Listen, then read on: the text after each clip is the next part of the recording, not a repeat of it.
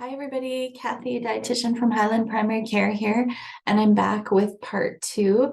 So the first part was just diabetes basics, and now we'll jump into healthy eating with diabetes, which is really just good healthy eating for all of us. So in the first video, I talked a little bit about what diabetes was, some risk factors for diabetes, and then some habits that are under our control. We talked a little bit about stress. We talked about home blood glucose monitoring, and we talked about activity. So today we'll focus on the healthy eating part of it, and we'll end up with label reading. And I'll try to keep things as succinct as possible, which isn't my strong suit. We talked about this last time. What can we do to live healthy with diabetes? And today we're focusing on that healthy eating piece. Healthy eating. So common things we see in the primary care network is that people will do no breakfast, or they skip meals, low water, low fruits and vegetables, and low in fiber. I always encourage people to just start where they're at and focus on positive changes that they want to bring in. So instead of saying, I shouldn't, focus on what you want to do more of. Sometimes those unhealthier behaviors just slide away. Yeah, so the real basics of it, I'm not one for a lot of rules, but so these are like guidelines. There's always exceptions, make them work for you. But our physiology, and especially with diabetes, especially if we're on medication, eating regular meals at regular times becomes so important. So try to eat within 2 hours of waking. The shorter time between waking and your first meal, the better. Try not to go more than 4 to 6 hours in a day without a meal or snack. The first thing I would say, if you're just newly diagnosed with diabetes, if we can start to reduce all the added sugar, if you haven't already done so. So white sugar, brown sugar, honey syrup, jam, candies with sugar, those kinds of things. If we can start to bring those down, that's a great big step to help our blood sugars get under control. My other favorite guideline is trying to eat a fruit or vegetable every time we sit down for a meal or snack. Take time to eat, stop working to eat, that kind of idea. Slow down, savor your foods, and prepare grab and go snacks. So those are just a basic umbrella kind of overview of some healthy eating. The key points, if you take anything away from these videos, these 2 points would be really helpful. And we're going to talk about how to for the rest of it, but this is what it's all based on. So regular meals at regular times, our physiology, our body likes patterns. It helps your body to use the insulin it has there the best it can. So eating high fiber foods, and pairing our carbohydrates, or foods that turn to sugar, with protein. One of my favorite methods that doesn't get too complicated is just using the plate method. So making half your plate, or working up to making your half your plate, vegetables and fruit. So that's the greater amount with less of the whatever your protein food is, whether it's meat or plant source of protein. And if you have your starch there, there's your quarter of your plate as well. So that's our nutrition challenge. The last time we had an exercise challenge, which was the 560. For every 60 minutes, we sit 5 minutes of movement. And the nutrition challenge for this video is to work up to making half your plate fruits and vegetables and or fruit. If you really don't like veggies, then you want to gear towards fruit. So the reason we talk about pairing carbohydrates, and I will talk about what those are. Carbohydrates or food is just a fancy word for foods that turn to sugar when we eat them. But I want to give you some of the little bit of science behind why we say eating more fiber helps with blood sugar management, and pairing carbohydrate and protein foods together, because this blood sugar graph shows us that when we pair foods that have more protein and fiber, that we do get a slower curve, which is what we're looking for. It slows our digestion and slows the blood sugars, the way they go into the bloodstream. So here's a good example of how, if we have an apple juice not necessarily unhealthy, but with diabetes, juices are one of the first things together with added sugar that we would ask to try to reduce or remove.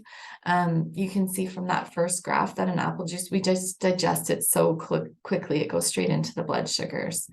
In the second box or example, it's actually an applesauce, which would have slightly more fiber, but it's still quite processed. So you get a bit shallower curve there. This is going to keep us a bit fuller for longer. It's also going to have less cravings than that big spike and drop. Even better though, having the apple, and a typical apple has between 4 and 5 grams of fiber, which is pretty fantastic. So again, a much slower curve, takes a little bit longer to digest, doesn't raise up the blood sugars so much, so there's not that big up and down. And in the very final example, we've done an apple paired with nuts. And of course, nuts have a lot of protein. They also have a lot of the good fats. And so a much less reduction in how high the blood sugars went with altogether, and a curve that is much shallower. So that's going to keep us fuller for longer. So that's the reason why we add fiber and protein to what we eat. So I know things get really complicated and people get overwhelmed. More than anything, I want to remind you to keep it simple, trying to choose 3 to 4 food groups at each meal, thinking about that plate method. Just what does your plate look like now? Can I have 2 bites more of veggies, maybe 2 bites less of the meat? If you're a big meat eater, maybe your starches have been your big side of your plate, 2 bites less. So we don't have to be perfect tomorrow. Any change that we can live with is going to be a good change. So yeah, 3 to 4 food groups at meals and 1 to 2 at snacks. Typically, if you're just having a piece of fruit at snack, it can be nice to add like a yogurt with not too much sugar in it. So a Greek yogurt maybe, or you could do some nuts there. Just again, that idea behind adding the protein to our carbohydrate foods. Yeah. So carbohydrate, just a fancy word for foods that turn to sugar when we eat them. When I think of carbohydrates, I think of bread, cereals, pastas, potato, and a lot of our fruits. So things like all the berries, bananas, apples, that's all going to turn to sugar when we eat them. Doesn't mean it's bad, just means we might want to watch it when we have diabetes. And then the milk group too, so that lactose is the sugar in milk, so milk has a bit of sugar as well. So again, we need these foods. Carbohydrate is our brain and body's favorite fuel. They add to our satiety. So if we just ate protein and vegetables, we might find ourselves quite hungry within an hour or two. So they do add to our feeling of fullness. They do, if we don't eat very, very limited carbohydrates, what they do is that because they're our brain and body's favorite fuel, in cases where we don't take any in or very limited, our body wants to make up some carbohydrates. So the diet books would focus on, yes, we do break down some of our fat stores, but we also use some protein or some lean muscle mass to use as fuel. To me, that's a little like ripping down the frame of my house to burn in my fireplace to use as fuel. Just doesn't seem very smart or efficient to me. So again, there's reasons for everything in the diet. The key is just that balance piece. In Canada, actually, the grain group provides a lot of our B vitamin, and in Canada, it's a big source of our fiber. Unless you have a diet where you include a lot of beans and lentils and things like that, which are fantastic, just the average Canadian doesn't typically, then definitely our starches and our grains tend to be the big source of fiber there. So I really like this handout from Alberta Diabetes Link. And how the way you can use it is if you split it down the center here, everything to the left are foods that turn to sugar. So if you took a dart and it landed anywhere on this page and you ate the serving size below, that serving size is equivalent to 15 grams of carb or 1 slice of bread. So you can just estimate it, which foods have carbohydrate and which foods don't. So everything on the right hand side over here, basically you've got your veggies essentially free. There's negligible amounts of carbohydrate or foods that turn to sugar in those. tiny little bit in carrot, tiny little bit in tomatoes, not enough to worry about. And definitely we like to encourage good vegetable intake. And also your meat and alternatives. Don't turn to sugar when we eat them. Those are our protein foods typically. And then you see the fats on the bottom there. So it's really just nice to know what foods actually do affect my blood sugar. So those would be on the left. And then the foods that don't, those will be the ones on the right. You don't, if you're just in the early stages of diabetes, you don't really need to start carbohydrate counting yet, but it is kind of nice to know, oh, if I have strawberries, I can have 2 cups of strawberries for the same amount of sugar as a half a banana. I myself find 2 cups of strawberries much more filling than a half a banana. So that might be the choice I would make today. It's just kind of interesting to see that, you know, it's 3/4 of a cup of oatmeal is equivalent to 1 slice of bread, or you can just compare things a little bit, just get that idea. And then if you're label reading, which we'll talk about at the end, and you see something is 32 grams of carbohydrate, we'll just round. It's okay to round in this case. You can say, oh, that's like 2 slices of bread. That's similar to what's on here. So you can do some swapping that way, and just not be overwhelmed with it. But just the take home message again, the key points is regular meals at regular times. And if you get an idea about what foods affect my blood sugars and what foods don't, I think you've done good for today for sure. So this handout is available. And if you go to our webpage, you can just go to Alberta Diabetes link and find it for sure. But on our webpage under programs and health improvement program, we do, if you scroll right to the bottom of the page where our YouTube class link is, there's actually a handout that says YouTube resources. Then you'd have to find the diabetes class and say handouts, and you'll see that there's a link straight to this one on there and all the other ones I talked about today. So fiber is part of our carbohydrate foods. So they're called complex carbohydrates. There's lots of reasons to focus on fiber. So it helps lower our bad cholesterol. Like we saw in that first slide, it helps lower our blood sugar levels. So that's two big things that fiber does for us. So where do we find fiber? We find it in things like our fruits and vegetables, whole grain, breads, cereals, pastas. Wheat bran would be one that we use a lot in Canada, but also corn bran. You see the oats, barley, psyllium has quinoa, millet. I do encourage people to try some of the grains that we don't incorporate that often in Canada. And then beans and lentils, of course, like we mentioned. So those dried peas, dried beans and lentils, dried or canned, I guess. So a little more on fiber. That seems like all I talk about lately is fiber and fruits and vegetables, but eating, I guess that's a dietitian's cross to bear. Eating high fiber foods may help you feel full for longer. So it does help us control our appetite. We've seen how it can make our blood sugars do that less steep curve. So might have some helpful pieces just in regards to weight management. Always like to say we can do all the right things. All we can control is our behaviors. So what we put in our mouth and what we do for activity, and what happens with that number on the scale, that's kind of up to our bodies. But yeah, we just keep focusing on our healthy behaviors. That's what will keep us engaged over a lifetime. So increase your fiber intake slowly. So don't all of a sudden tomorrow decide, oh, cheese got lots of fiber, I'm going to put 3 tablespoons in my yogurt, because that can cause a lot of gas and bloating and pain. And fiber, when we don't have enough fluid on board, can also be quite, like, it bulks the stool. So you can really cause a backup and blockage there. Not blockage so much as a backup, and constipation just doesn't feel very good. So how much fiber do we need in a day? Interesting to note, the average Canadian gets about 12 to 14 grams of fiber, and what we require is more like between 25 and 35 grams a day.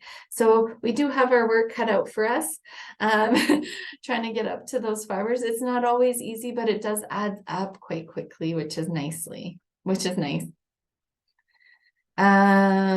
Eat whole grains to increase your fiber intake.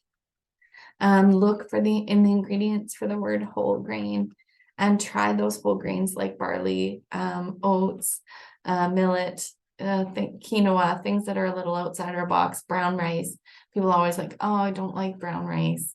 So a little tip about brown rice is you can make your white rice and make your brown rice separate on a Sunday night or whatever.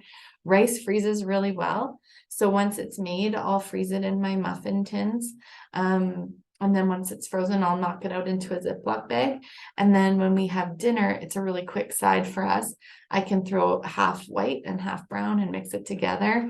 My kids are pretty fussy. They don't seem to mind. So that might be something to try for you. Yeah, fruits and veggies. So ways to just increase. I always like to ask this in class because people have such clever ways and things that they've tried that have worked for them. But since we're just on YouTube, slice fruit to cereal or yogurt. You can add some greens or some veggies, cauliflower, broccoli, things like that to your smoothies. When it just starts to go bad before you end up throwing it out, a smoothie is a great way to use up those kinds of things, or an omelet. At lunch, a salad. I always like to, as soon as I come home from the grocery store, I cut up all the veggies that need prepping. I have trays that I bought that I keep at eye level in the fridge so they don't go down in the crisper where veggies go to die. They're right there at eye level, and so they're ready to pull out at any time if we're feeling snacky, and we make the healthier choice a little easier. Grab easy on the go fruit snacks. Like fruit does tend to travel pretty well. So like an apple, you throw it in your purse. And just in case the day goes sideways, a little bit of fruit is kind of nice to have with you. So, okay, that's everything about carbohydrates. So carbohydrates is one of the food that affects our blood sugar. So again, thinking about carbohydrates, that's bread, cereals, pastas, potato, I guess corn we'd put in there too. And also thinking about all the fruits, a few of the veggies, but we don't worry about that. Sugar's negligible. And then the milk group. So those foods are all foods that turn to sugar when we eat them. So they do affect our blood sugars, which again is not a bad thing. We do need a balance of carbohydrate. The key is just that consistency and balance. Just a reminder that carbohydrates get a bad rap in sort of our modern world here, but it is about balance. They do play a key role in the body. They're actually your body and brain's favorite fuel. Healthy fat is necessary and essential in our diet. Omega-3s, we've all heard about omega-3s, I'm sure, that fish. The fat in our fattier fishes has anti-inflammatory properties. So we just want to choose healthy fats. Fats don't affect our blood sugar, but we just do want to keep our arteries and our heart health in check. As we move forward, it's just a good way to live healthy. So lean cuts of meat, you can trim any visible fat from your meats, use small amounts of canola and olive oil in your cooking, small amounts of canola in your cooking. Olive oil is better for recipes that aren't heated because olive oil has a very low flash point, so it burns easy. But olive oil is great for making dressings from, or anything that you're not really heating up. Canola oil for heating, or avocado oil has a much higher flash point. Trim, I already said that already. Removing the skin from the poultry. The fat of the poultry is just under the skin of the chicken. So if we remove it prior to cooking, we remove a lot of the fat. Even if we do cook it with the skin on and remove it after, it doesn't remove as much as the fat as if we removed it before, but some of it for sure. Trying to be careful with the processed meats. So limiting them, when you see processed meats, that marbling in the pepperoni or salami or any type of processed meat that you might have, that tends to be the not so good for us fat. So might be an interesting idea to try a meatless meal once a week and see if you can substitute some of your meat intake for, either lentils or dried beans or tofu. That's a bad word sometimes, but it can be pretty interesting if you play around with it a little bit. Yeah, you can just expand our horizons and have a gentle curiosity and see if there's anything we like in those vegetarian options or plant protein options. So that focus on good fat. So little simple things we can do is adding chia, flax, or hemp seed to our yogurt or our cereals or in our baking. They can add a lot of really good fiber as well. So that is that double whammy of how we've talked about how important fiber is. Eating lower fat dairy, so milk products for sure. Watching the amount of butter and things like that we add on to things. So on the label, which we'll talk about right in a little bit here, we're trying to select foods with less than 2 grams of saturated fat and 0 grams of trans fats. So something to keep in mind. Protein is really good for building muscles, hormones, and maintaining our blood glucose levels. Like we said, when we pair our carbohydrate with protein, we don't get that sharp spike. We can get a little shallower curve. So lots of roles for protein in the body. I do think it's sort of the nutrient that's held like it's on a pedestal or something of that right at this moment, but I do think it's about balance. I don't think one nutrient is more important than the other. There is a large range of the macronutrients, and when I say macronutrients, I mean carbohydrate, protein, and fat. There's a large range that the human body can tolerate and be healthy in. So there's lots of, there's 1,000 different ways to eat healthy for sure. But I think right now in our culture, we sort of hold protein up as being this on a pedestal a little bit. And really it's not, it's just all about a balance of them. Yeah, so protein is really things like when I think of protein, I think of chicken, I think of the red meats like beef and pork. Meat, fish, poultry is kind of what I think of first, but there's lots of alternatives. So beans, lentils, nuts, and seeds.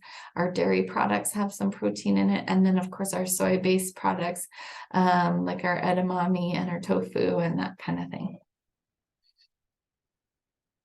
Yeah, so that's really all on protein. So that covers our macronutrients. So just a quick fly through carbohydrate, what is fat, what is protein. The key, if you can take away and just start thinking about what foods affect my sugars, those are the carbohydrates. What foods don't affect my sugars, those are the proteins and fats. And I really do like that carbohydrate versus non-carbohydrate foods from Alberta Diabetes Link to help us just try to sort that out. So vitamins and minerals, if we think of protein, fat, carbohydrate, like logs on our fire, vitamins and minerals are like the match or the spark. So we do really need them. It's nice because lots of our vitamins and minerals come in our fruits and vegetables, and we're trying to get them for fiber and other good reasons. So it's not adding another complicated recommendation. I think including a variety is really good, and having a gentle curiosity and trying new things. My patients will always ask me, should I take a supplement? Really, as far as the literature goes, women of childbearing years should be on a folic acid supplement. So that's definitely recommended. A nice multivite with minerals would cover that. For most ladies. Vitamin D in Canada, typically a lot of us would measure low if they actually did measure us. So they do recommend a vitamin D supplement. Again, a good multivite with minerals covers that for most of us. So that's kind of my recommendation. If you're eating well, probably the only thing is folic acid if you're in childbearing years, and perhaps a vitamin D supplement. But if you wanted to take a multivite with minerals, that covers those too. And it's not going to do any harm, that's for sure. You can always ask a pharmacist that you trust about a good vitamin supplement if you're unsure. So a couple of I know this is a really quick video. I'm just trying to make it as short as possible, and you may have lots of questions, but this is the things we just try to explain over and over to patients every day. We are here for you. Our nurses are in the medical home and can help you with a lot of nutrition questions. If you wanted to come to diabetes class, I teach diabetes class on the regular every month. So you could see our hpcn.ca and sign up for class. And then I always love to hear everybody's questions. I like that about classes, that we get to learn together. But if you want, I'm in love with Cookspiration website and its menu planning function. So basically you can select what your goals in. It's all fairly balanced between carbohydrate, protein, and fat. So even though there isn't a diabetes option, it's a great resource. You can go in there and if it'll select a menu plan for you, you can change it. If there's like, oh, I don't really like tuna, you can change it out. And then it'll generate a shopping list for you. So it's kind of a really cool site and lots of good recipes on there. The other one, just to mention, we do have another dietitian in town, Marika, who does grocery store tours. They were doing them virtual for a time, but it looks like they're booking them in person again. So if you have a group that's big enough, I can't remember the minimum, but I think it's around 6. They provide free grocery store tours. So, and she can make it diabetes specific for you if you have a few friends that also have diabetes. So I think that's a really cool service. And yeah, I used to love doing grocery store tours with people and so many good questions. So I'm glad that's something that Save On Foods is offering. So yeah, if you just go to their website, you can request a nutrition tour and there's no charge. Okay, so on to You're Sweet Enough, choose water or milk with meals. We just want to encourage people to get enough water. It's amazing, takes everything good where it needs to go and takes all the bad stuff away. So I got my water here today. It's good reminder to take a pause and take a sip. Yeah, it's like we forget what a good medicine having a nice clean fresh water is. So any ways you can try to increase it. I like to keep a certain, I know how much I had and how many times I've changed it. If by lunch I haven't drank that cup one time, then I know I gotta drink that down before I have my lunch, that kind of idea. If you don't like the taste of water, there's those little squeezes, or you can cut up some lemon or lime or some fruit, some strawberries, or put them in an infuser. So there's lots of different ways to try to increase our water intake.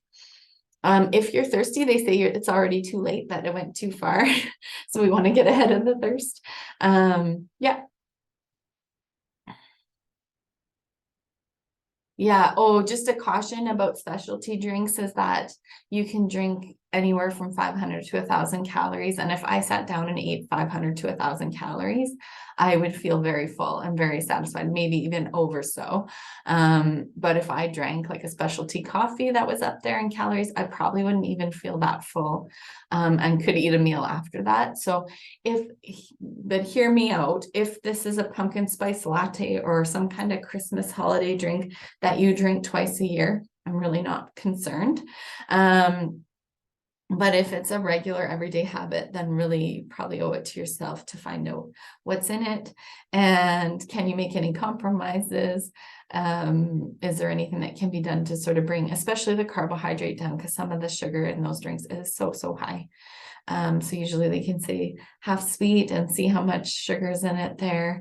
Lots of compromises and places to maybe a smaller size. Lots of ways to just, make small changes that make a huge difference over the course of things we do all the time. So yeah, here we are at the nutrition labeling piece.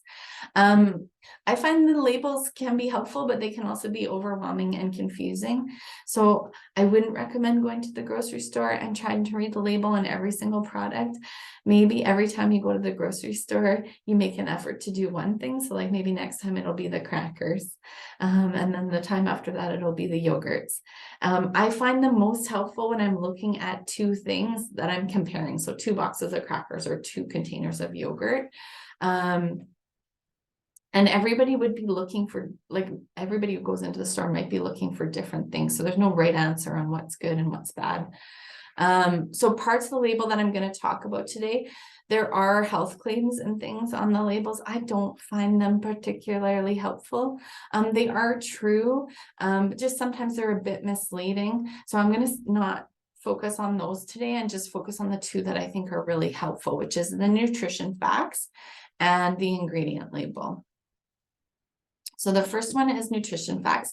We really want to look at the first thing we want to do, no matter who you are. You want to look at the serving size and make sure it's the same as the amount that you would eat. If it's not and you're going to eat double that, then we have to double this information. If you wouldn't eat that much and it's half that, then we have to half this information. If you're comparing two products and one is 3/4 of a cup and one's a cup, then you're going to have to do some math, and that's not really easy math to do. There are some new legislations going into place that if something is in looks like something you'd consume in one setting, then they have to put the nutrition facts to match the size of this. So if it's a bag of potato chips and it's not a family size, but it's like the kind you'd buy, they have to match the nutrition facts to that serving size, because people would likely eat it in one serving. But anyway, look at your serving size. Make sure you're comparing apples to apples. Also make sure that what you're about to eat is reflected in the serving size there. Otherwise, we'll have to do a little bit of math and figuring. But I would say estimating is just fine when it comes to that. Also, the percentage daily value, which I'll talk about next, can be really helpful with that too. So the thing to look at with diabetes really specifically is carbohydrate. Sometimes people just look at the sugar, so that's added sugar. And what we really want to look at is carbohydrate. So the total amount of foods that turn to sugar when we eat them, not just the added sugar that's in the product. So this particular product has 34 grams of carbohydrate. It also has 2 grams of fiber. Typically, we say you can subtract the fiber from the carbohydrate. So 34 minus 2 is 32. I would round it in this case and say this is about 2 slices of bread. So it's 2 servings on that chart that I would use, that I showed you, the carbohydrate and non-carbohydrate foods. Don't miss out on the fiber. If you can find ones with 3 grams of fiber or more, that's really a good rule of thumb. So percentage daily value, like I promised, that's the far column that we looked at on the label here, where it shows the percentages. So percentage daily value, 5% or less is a little, 15% or more is a lot. So it's not specific to everybody because it's based on the average male 2,000 calories, but because it's a percentage, it just gives us an idea. So don't think you have to know exactly. It's just a sort of a benchmark to evaluate the nutrition content of the foods you're eating. It is based on the recommendations for a healthy diet. So it can just be helpful. So things we might want a little of are perhaps saturated and trans fats. Perhaps we're looking for a little, we don't want so much sodium, we're looking for a little sodium. We might just want to be careful about the amount of carbohydrates we're bringing in. Things we're looking for a lot of fiber. We'd like to have a lot of fiber. Maybe vitamin A, who knows what you might be looking for there. You might be looking for a lot of protein, and it depends what product. So it will vary a little bit, but as long as we remember 5% or less is a little, 15% or more is a lot as a benchmark, and then decide, is this a nutrient I want of, or I would want less of, then you can make a bit of an estimation using that percentage daily value piece. And then the ingredient list, and I think people are very wise about this already, that all the ingredients are listed by weight. So the ones there'll be more of are listed higher up on the ingredient label. The only thing I like to draw attention to, like on a label like this, which I believe is a granola bar, is that it says whole grain oats, yes. Then the second ingredient is sugar. And then there's some canola oil, but then there's raisins and syrup. And then there's crisp rice, and the crisp rice also has sugar. So there is also a lot of different ways to list sugar. Typically when you see oats, so sucrose, glucose, dextrose, those are all sugars. Fructose, another one's on there. So when you see those, it's just another word for sugar. And sometimes it can be a few times on the label. One does wonder if they added all that up and had to label it as one, if it wouldn't surpass the whole grain oats. But typically when we see sugar high up in the label in the first 4 or 5 ingredients, it might be something we want to take a second look at and possibly make a different choice if we can. Yeah, so I think I got all of this already for you. Nutrition facts, and the percentage daily value can give us a good evaluation. So yeah, I tend to use it to compare to, I can see that this is 9 crackers and this is 4, but they're both about 20 grams. So one's obviously bigger than the other. I would say that's roughly equivalent. I can see that cracker A has much more fat and sodium. It's pretty equivalent in the amount of carbohydrate, and cracker B has more fiber. So assuming that cracker B is a cracker that I would eat and it's tasty, I'm probably going to pick this one. And I know that if I eat 4 crackers, it's 15 grams of carb. Oh, wait, but I could minus the fiber there. But that's roughly equivalent to a slice of bread. Not quite in this case, because we can subtract the fiber. Just a plug for mindful eating, which is one of my favorite topics to talk about. There is a mindful eating YouTube class on our channel. So if you're interested in it at all, it's nice to take a look at. We do have an in-person shedding the weight class. We run it in person with a hybrid option, so we can run it virtual at the same time. So yeah, check out our website if that interests you at all. It just creates a healthier, happier relationship with food, and definitely can be used in diabetes. So yeah, check those out if you're interested at all. And then yeah, the resources, I did mention it in part 1. Can't say enough good things about Alberta Diabetes Link and the information sheet that's on their website. There's so many good educational sheets that they provide free for you. And then the other one is just Diabetes Canada, which is another good resource, and all sorts of good information on there. But if you do go to our YouTube resources, you would find those links there as well. So, whoops, I didn't mean to go right out, and I did. Let me see if I can I have my last slide here. Or maybe I don't. You just never really know. Let me just try that one more time. No, I might be not finding it. So that's okay. I will just tell you. If you do have any questions and need one-to-one follow-up, this was just a really quick nutshell video. I totally get that, but a little bit of information to get you started can be helpful. And you are more than welcome, if you a doctor out from Airdrie to Didsbury and all the rural areas in between. All the docs are part of the PCN, so you can make an appointment with your nurse and she can give you some individual guidance for sure. If you want to just ask some questions, you're more than welcome to come to class. Diabetes class runs every month, and pretty typically it's facilitated by me or one of the nurses. So yeah, we love to have your questions and comments, and that's the nice thing about in-person classes. We have a Facebook page, so just Highland Primary Care on Facebook. We do put a lot of our classes that are upcoming on there. Or the best source of information is really our website.